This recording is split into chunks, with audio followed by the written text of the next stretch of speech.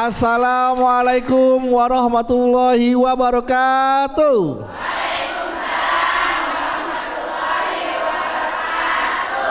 Alhamdulillahirabbil alamin wassalatu wassalamu ala asrofil anbiya mursalin wa ala alihi washabihi ajmain amma ba'du.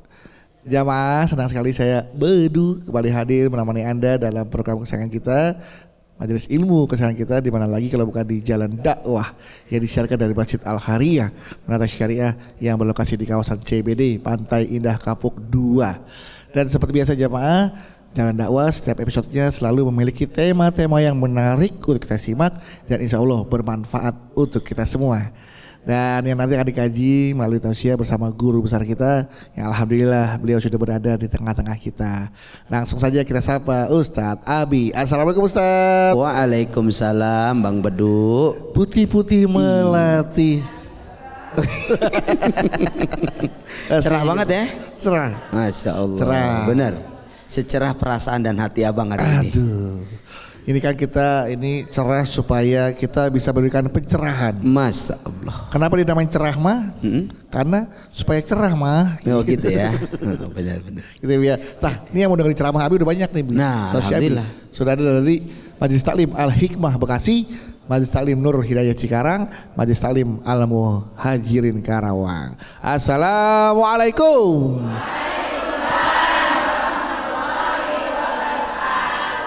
Masya Allah, luar biasa kompak, tapi lebih kompak lagi dengan yang ini ya. Kita ketemu lagi di Jalan Dakwah BTV. Hai berkah.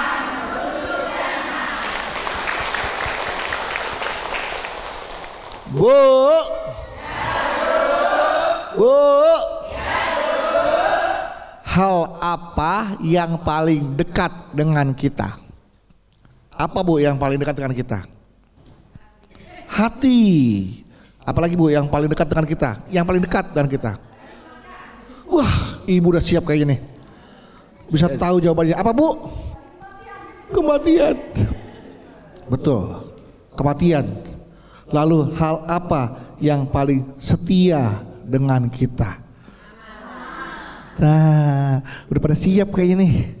Siap dengan tausiah daripada Abi ya, betul. Yang paling dekat dengan kita adalah kematian, yang paling setia dengan kita adalah amal. Nah, langsung aja dah ya, sesuai dengan tema kita yang nanti akan disampaikan oleh Abi. Tema kita hari ini adalah amalmu adalah sahabatmu. Jadi bukan Ibu Titin, Ibu Tati, Ibu Nur, bukan. Tapi sahabat yang paling dekat, paling setia adalah amal kita. Ya Bu ya. Karena apa? Karena kelak amalmu lah yang akan menemani sampai akhirat. Langsung saja Abi, kami persilakan Abi. Subhanallah walhamdulillah wa la ilaha illallah. Allahu akbar wa la haula ila billahil aliyil azim. Bismillahirrahmanirrahim. Assalamualaikum warahmatullahi wabarakatuh.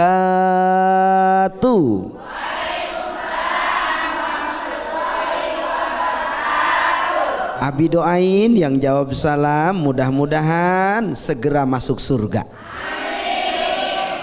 Amin ya rabbal alamin. Alhamdulillah wassalatu wassalamu ala rasulillah wa ala alihi wa sahbihi wa mawalah amma ba'du. Qala Allah Ta'ala fi muhkami tanzil wa huwa asdaqul qailin a'udzu billahi minasyaitonir rajim kullu nafsin dha'iqatul maut. Shadaqallahul azim. Yang sama kita hormati segenap para guru kita dimanapun berada. Kita doakan mudah-mudahan guru kita diberikan keberkahan oleh Allah, amin. Disehatkan oleh Allah, amin. Dan senantiasa jadi panutan buat kita semua, amin ya rabbal. Yang sama kita hormati sahabat saya tercinta Bang Bedu. Iya Abi. Jalan-jalan ke Pasir Randu, baliknya membeli Srikaya. Saya lihat hari ini Bang Bedu nampak sangat bercahaya. Aduh. Alhamdulillah. Ini tanda-tandanya banyak duit Bu. Pagi-pagi makan ubi, Cakep. nyari ubi sampai ke hutan. Cakep. Bu, yuk sama-sama kita doain Ustadz Abi. Semoga Abi diberikan kesehatan. Amin ya robbal Alamin. Bu.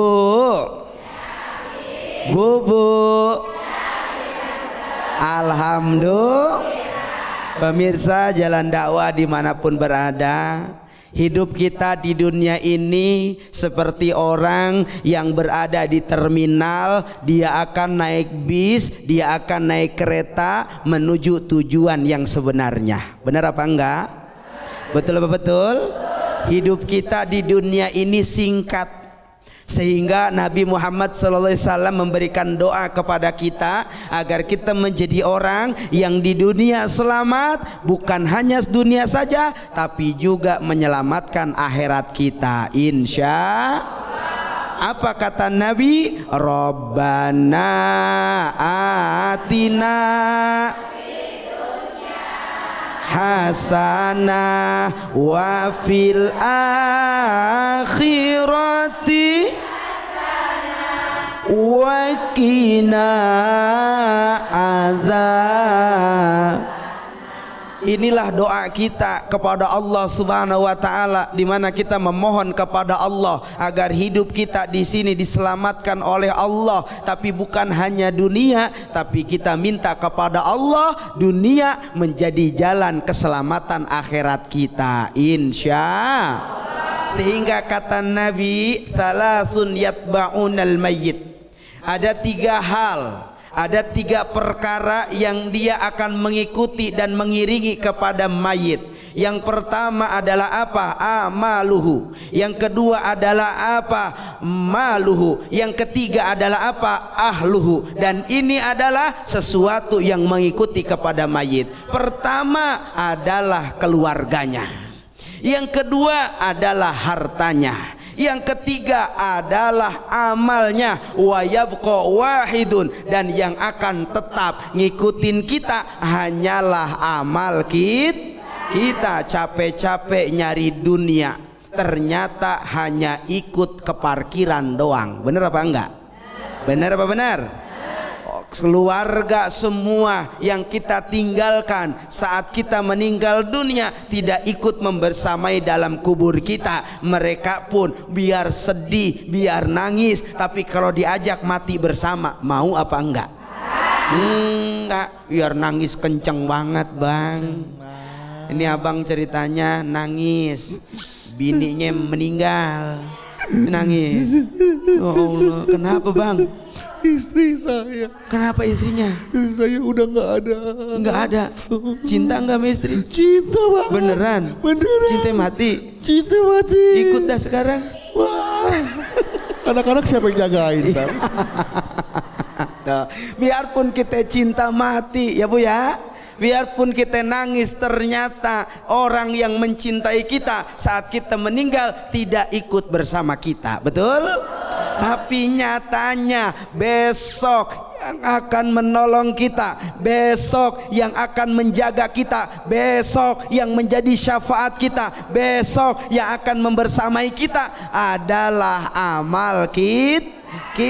Sehingga jangan sampai kita di dunia ini tidak beriman, tidak beribadah, dan tidak bertakwa kepada Allah. Betul apa betul?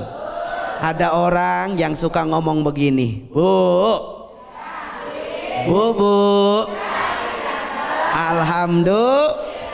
Kadang ada orang yang suka ngomong begini, Ustadz, ntar aja saya ibadahnya kalau udah tua. Ada yang begitu? Ada?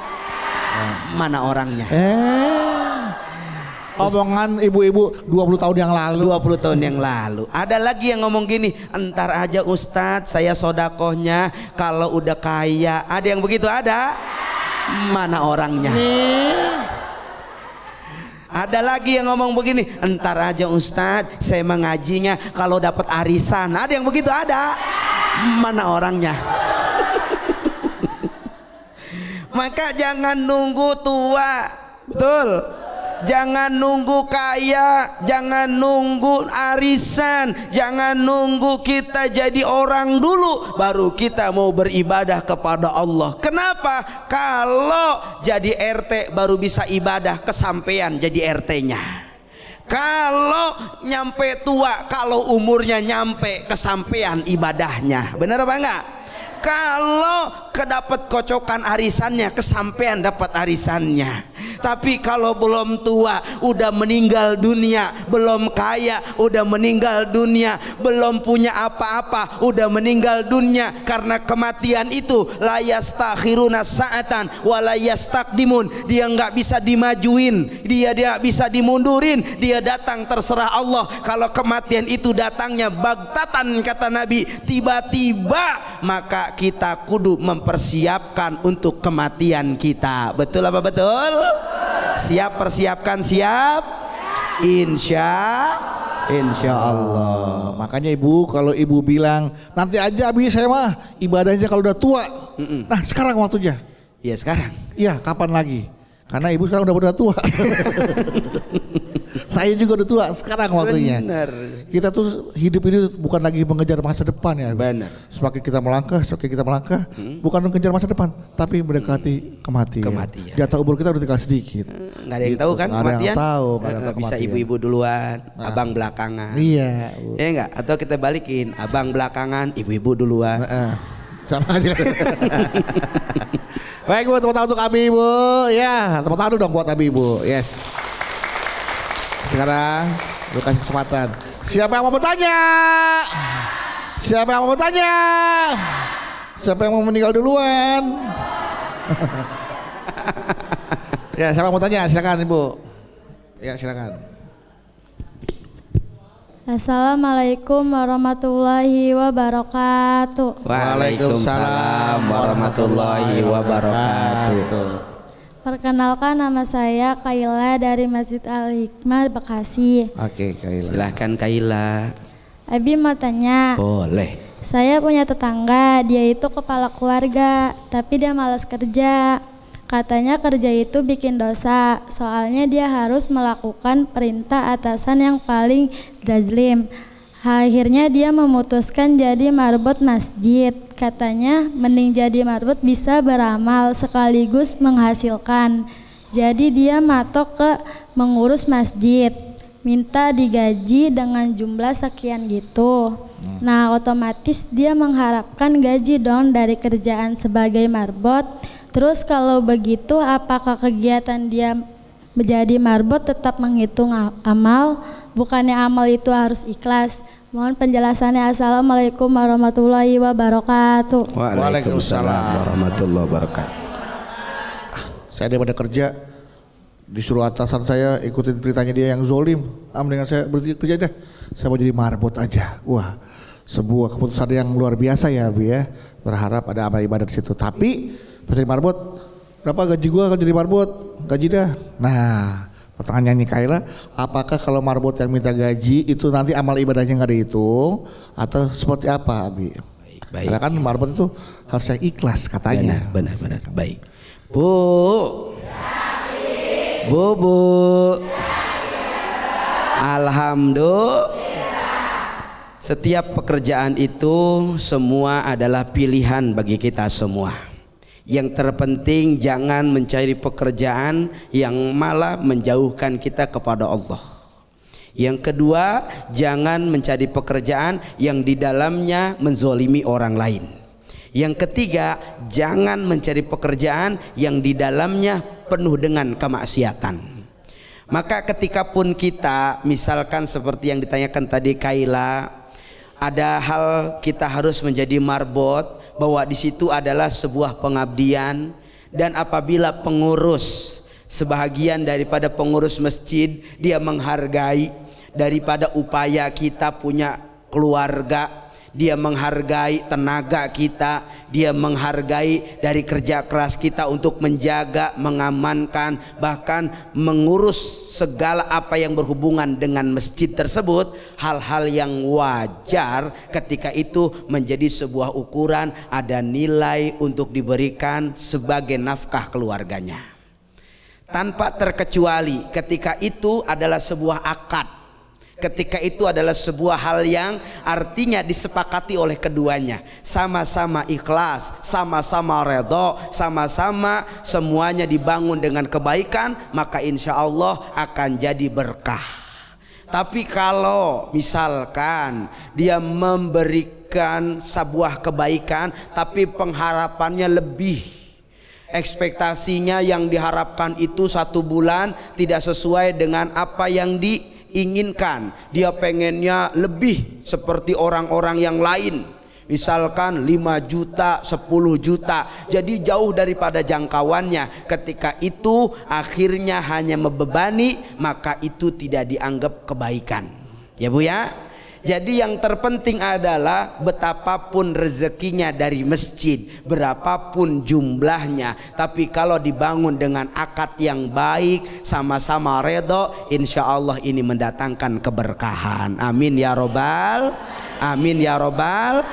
Sehingganya jangan pernah pilih-pilih pekerjaan. Yang terpenting cari apapun pekerjaan itu, yang pertama asasnya adalah halal, yang kedua asasnya dekat kepada Allah, dan yang ketiga jangan mengucilkan pekerjaan yang lain. Boleh jadi pekerjaan itu berkah buat orang lain, insya Allah. Iya, jadi apapun pekerjaannya kalau Allah ridho insya Allah berkah ya. Insya Allah berkah. Kerjaannya mewah, mentereng, bergengsi, tapi Allah nggak ridho, duit yang didapetin nggak berkah. Nggak dapat. Kasih makan keluarga jadi nggak jadi berkah. Jadi masalah banyak. Jadi masalah, anak ntar pada sakit biasanya. Betul. Istrinya ada aja masalah, musibah ya. Benar. Banyak begitu. Apalagi kalau uang hasil, mohon maaf nih, uang hasil korupsi. Nah, waduh itu repot kan? Repot. Korupsi dia pakai nyantunin yatim, korupsi dia pakai bikin masjid, korupsi dia pakai buat berangkatin orang umroh. Lah emang malaikat bisa disogok? Lah nggak bisa. Nah itu dia berarti artinya ya menjadi marbot itu juga sebuah keputusan yang bisa dibilang bukan keputusan yang mudah ya Bi ya. Bukan keputusan yang mudah. Dia sudah bisa dibilang mundur dari duniawi, mengurus masjid. Tapi berharap juga tetap masih ada ma'isyahnya itu namanya, kesepakatan sih Bu ya, akad yang baik, ada akad yang baik. Benar. Gitu agar sama-sama mendapatkan sama-sama redho lah, sama-sama redho. Kalau redho jadi berkah, gitu ya Kaila ya. Iya, ngeliat Kaila sedih saya jadinya. Oh iya, selain itu kan ini penting sebab. Tapi juga bukan berarti ketika kita minta nih seorang marbot lalu dia minta, apakah dengan saya mengambil hak saya hilang amal dia? Enggak. Itu kewajiban yang memang harus ditunaikan oleh pengurus. Adapun ketika dia berbuat, dia ngaji, dia baca Quran, dia ngurusin masjid karena Allah ngurusinnya, maka ketika yang dilakukan itu semua karena Allah, maka jaza ada kebaikan, ada pahala, ada ganjaran. Yang terpenting niatnya karena Allah. Jangan begini, kurang bagaimana saya, semuanya bersih sama saya, diurusin sama saya, gajinya kecil banget. Betul apa betul? Kalau ridho, kalau ikhlas bukan cuma dunia, akhirat Allah siapkan buat orang-orang yang ridho. Oke. Bagaimana dengan orang-orang yang mengambil jalan ingin mencari amal ibadah sebanyak-banyaknya, keluar dari rumah, tapi mereka meninggalkan anak dan istrinya. Keluar rumah untuk mencari amal ibadah, tapi meninggalkan tanggung jawab istri dan anak-anaknya. Kalau begitu salah ya. Salah banget. Dia keluar kemana-mana, kesono kemari, tapi lupa tanggung jawab sama istri. Padahal hak tanggung jawab istri itu ada pada suaminya, nafkahnya, perlindungannya, keamanannya. Jadi ini harus kita jaga dulu. Betul. Kalau istri kita aman, keluarga kita aman, anak kita aman, rezekinya aman, insya Allah pertanggungannya jadi ringan. Tapi kalau mereka kita ibadah sementara istrinya nggak aman, anaknya nggak aman, lain-lainnya nggak aman, ini akan menjadi daruroh. Naudzubillah. Ada hal istri dan anak juga bisa menjadi ladang pahala buat dia untuk menjadi amal ibadah ya. Betul. Oke, baik. Setelah ini kita akan kembali lagi, jangan kemana-mana, tetaplah bersama kami di Jalan Dakwah BTV. Baik berkah.